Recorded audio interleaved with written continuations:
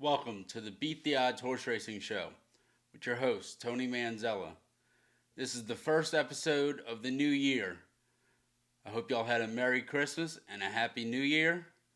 And I want to thank y'all for all the support y'all gave us in 2022. And we look forward to 2023.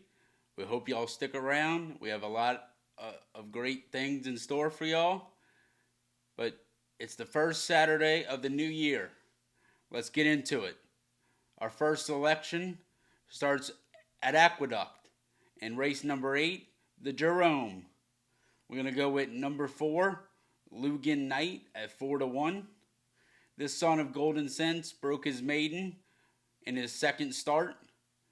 And then in his third start, his first start against winners, he ran into the likes of Victory Formation, who just came back to win at Oaklawn and pick up 10 Derby points. He doesn't have to face Victory Formation today. Let's get Lugan Knight, number 4, at 4-1, home in the Jerome. Moving on, race number 9 at Aqueduct. Give us number 9, Bourbonic, at 8-1. The key to this horse is back at Aqueduct and second off a year layoff. We think he's going to run well. He'll be more fit, more ready.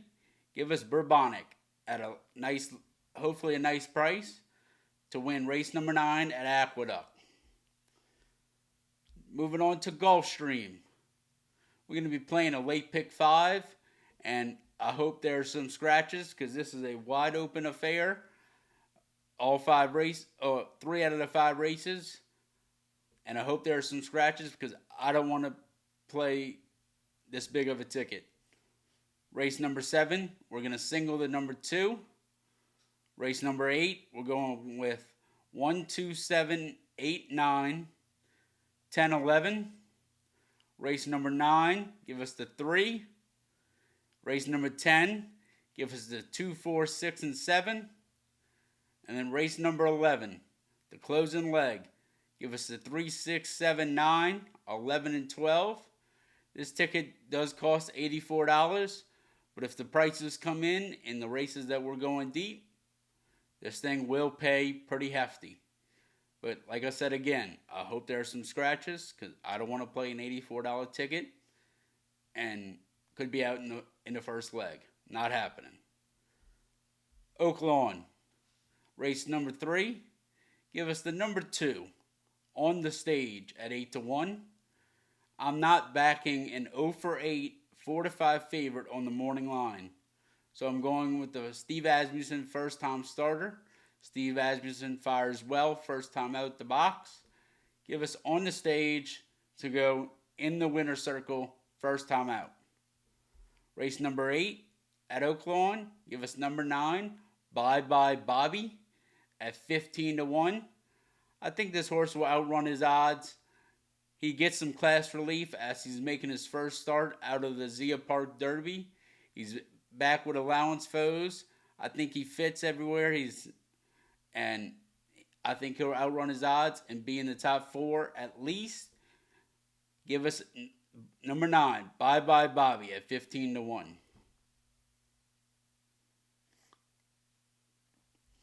Race number 9, give us number 7, Coach at 7-2. This filly's trying to make it back-to-back in this race. And she's a mare, loves Oaklawn. That's another good thing going her way. Give us number 7, Coach, to win race number 9. Santa Anita is our final track that we'll be giving tips out for this week, for the Saturday. Race number 6, give us number 2. Not going to even try to attempt to say that name. His horse is 6-1 on the morning line. I'm expecting a Frankie masterpiece of a ride on the downhill course. Frankie's going to school these jockeys on the turf like he did opening week. Hopefully, Frankie can keep a hot streak going. Race number 7, give us number 1, Thirsty John at 4-1. This trainer has this horse entered, Thirsty John, and also has the favorite in the race. Why would he put Thirsty John in this race coming off of a debut victory? Because he likes his horse. He thinks that Thirsty John's got some talent. So I'm going to back Thirsty John at 4-1. Give us Thirsty John to win race number 7 at Santa Anita on Saturday.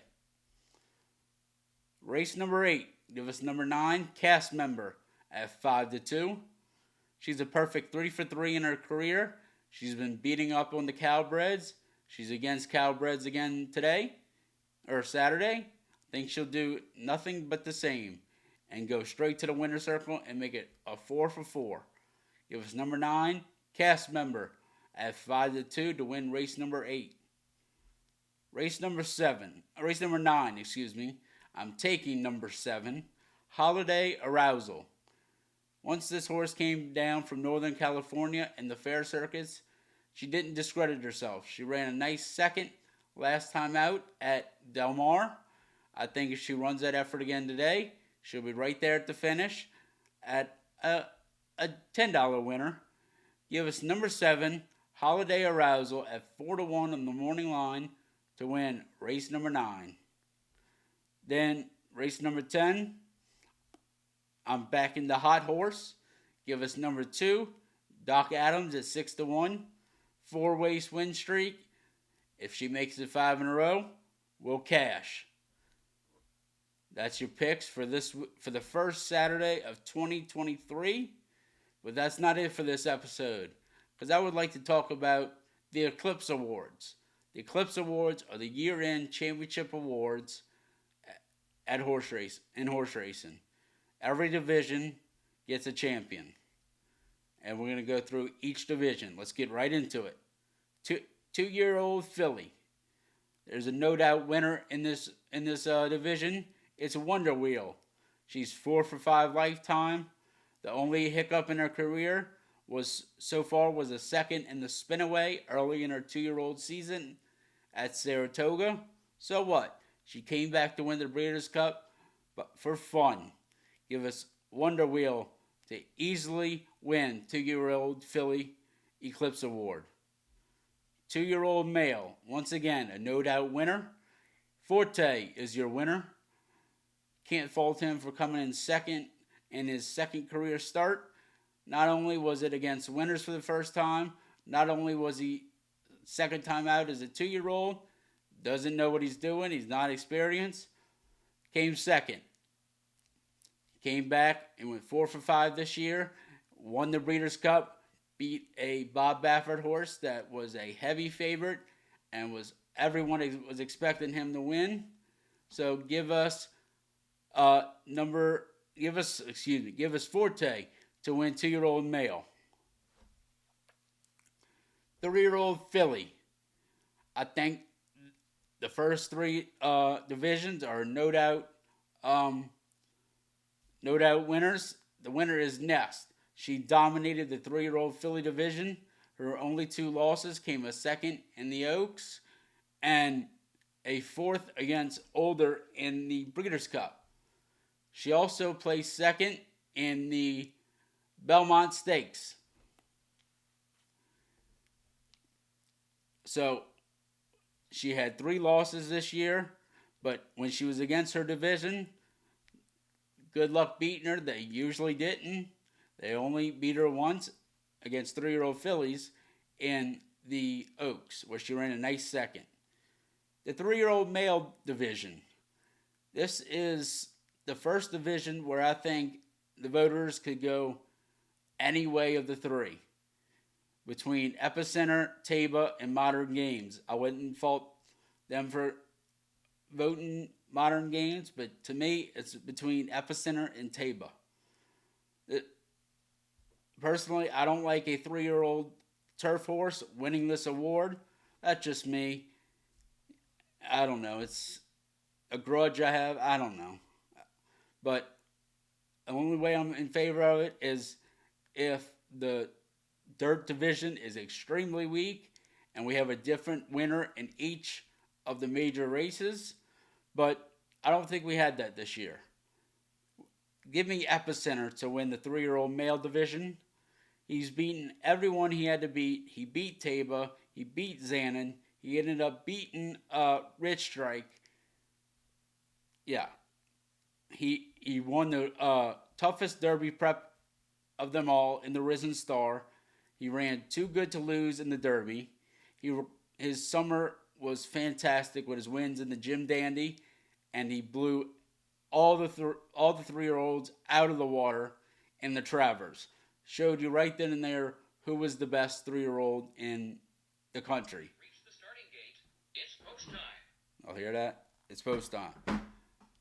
Um, and you have one off the board finish, but throw that race out. I mean, you have to. He broke his leg halfway through the race and is now retired, unfortunately. So I think Epicenter takes this award and give the Steve Asmussen and Winchell Thoroughbreds camp some joy and happiness back into their lives, since Epicenter is now retired after breaking his leg in the Breeders' Cup Classic, which he was my pick to come close to Flightline. I don't know if he'd have beat him, but he was getting a beautiful trip. They were flying up front. I think he'd have came running and maybe came second. And to make things even worse, I think he was going to be an unbelievable 4-year-old. But unfortunately, we won't get to see that, and hopefully his babies will be as good as he was. Epicenter wins 3-year-old male. Older Dirt male. It's as easy as 5 words, and the winner is Flightline. Moving on. Older Dirt female. Malathot was so good this year. She got beat twice early in the year by Clairiere, but it's not how you start, it's how you finish. Todd Pletcher figured out things with her, exactly what he needed to have her on her A game come championship Saturday in the Breeders' Cup. And man, did she delivered, getting her nose down on the wire in that epic 3-horse photo with Clairiere, Blue Stripe, and her and Malathot. She got her head down. She ended up beating Clairiere twice on the year. Give us Malathot to win Older Dirt female. Male sprinter. I would love to give this award to Jackie's Warrior, as I think he's an unbelievable sprinter. And I'd love to give the award to Cody's Wish because of the story, obviously. But I think Elite Power is the winner. He won the Breeders' Cup over Jackie's Warrior, and Cody's Wish went a different route and wouldn't even show up in this race. He went to the Dirt Mile, which he did win. Got to give him that. But in order to be the best in your division, you have to beat the best in your division. And that's exactly what Elite Power did on Championship Saturday at the Breeders' Cup. Give me Elite Power to win male sprinter. Female sprinter. Goodnight Olive, Echo Zulu, and Caraville, I think, will be your finalists. Goodnight Olive is the only one of these to have won 2 grade 1s. Simple. She's the winner. And she won the championship race. The toughest division for me is female turf horse. You got Warlike Goddess, you got In Italian, and Regal Glory. I feel like Warlike Goddess is the best and most talented horse of the 3, but she didn't face her division much. She faced the long distance males. She won a few. She lost a few. She ran in the Breeders' Cup Turf against the males. She finished 3rd. Where you got In Italian. She was a 2-time Grade 1 winner this year against Philly and Mayors. And Regal Glory was also a 2-time winner this year. And in a few years, if she'd have ran in the race she won in the Pegasus Turf, Philly and Turf, in a few years that will also be a Grade 1. But Regal Glory beat In Italian once, but In Italian beat her twice. So therefore, by head-to-head and who you face and what you run in, give me In Italian to win the Female Turf Horse Eclipse Award for 2022. Male Turf Horse. I think your finalists will be Modern Games, Golden Pal, and Nation's Pride. Modern Games only ran in America twice. And once again, I'm not a huge fan of having European horses be champions in the United States unless they come here often and dominate, which they're supposed to do, because European turf horses and their turf racing is better than America's, plain and simple. So he came to America twice. He ran, and he conquered 2 Grade 1s and the Breeders' Cup Mile. Golden Pal's case rested on the Breeders' Cup, as unfortunately for a turf sprinter, you don't want to be running in America, but he was. We don't have many turf sprinting Grade 1s, but so his case rested on the Breeders' Cup, missed the break, didn't run well. So there goes his case for me. Nation's Pride, granted, I got to give it to him. He came over to America 4 times, so that would give me the okayness. I'm probably giving the wrong words, but I would be okay with him winning because he came over here quite frequently, which is from over the pond. So he ran in the Belmont Derby, and where he ran second behind, when he came from behind against a very slow pace, still ran a nice second. He won the second and third legs of the turf trip crowd. So, and a 5th against the best in the world in the Breeders' Cup Turf. He's got a nice resume, but for me, it's Modern Games. He was the best. Showed he was the best in the world by winning the Breeders' Cup Mile. He dominated our competition. So to me, Modern Games takes the Eclipse as male turf horse. Moving on to the first human category.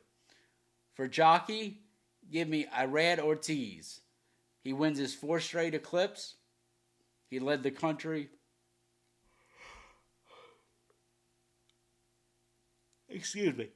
He led the country in wins, Grade 1 wins, and purse earnings. He captured all 3. He's got to take the cake and the award. Irad Ortiz Jr. is the Eclipse champion for champion jockey. Trainer. The winner for me is Chad Brown. He led the country in Grade 1 wins and graded stakes.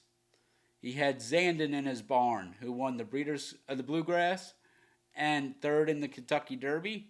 Regal Glory, 2-time Grade 1 winner this year. Early voting, beat Epicenter in the Preakness. And Italian, 2x Grade 1 winner. And he also had Goodnight Olive. I mean, he's got his barn was loaded this year. He takes the Eclipse Award for champion trainer. Champion odor. Give me Godolphin. Godolphin has strength in numbers and has the biggest financial pockets in the entire game. So it's no surprise that they won the most of anybody and won double the amount of purse earnings than anybody in the country. Godolphin easily wins champion owner. Champion breeder. Give me Stode Street. They bred the likes of Clariere, Julia Shining, Malathot, and W. Nell, among others. That's 4 very good horses. Give me Stone Street to win champion breeder. The final category, the biggest of them all, the most coveted. Horse of the Year. This should unanimously go to Flightline. Plain and simple. Thank you for listening. Let me know what y'all think about the Eclipse Awards on our Twitter, which will be linked. We have a Twitter, an Instagram, and a TikTok, which we post a lot of challenges, trying to beat $50 million with 5 horses, trying to earn more than $1 billion with 5 trainers, which we just passed, and among other challenges that you'll have to go check out. Link is in the description. Go follow us. Go see if you can beat our score. I'd love to see that. And if you want to support the show,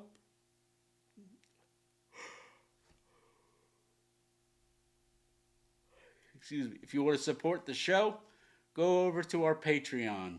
It would mean the world to us and keep us going and giving y'all the content that I love to give y'all, and I love doing this for y'all. It's a passion of mine. So thank y'all for listening to the first episode of 2023. It's going to be a great year. Hope y'all had a Merry Christmas and a Happy New Year. Let's go win some money.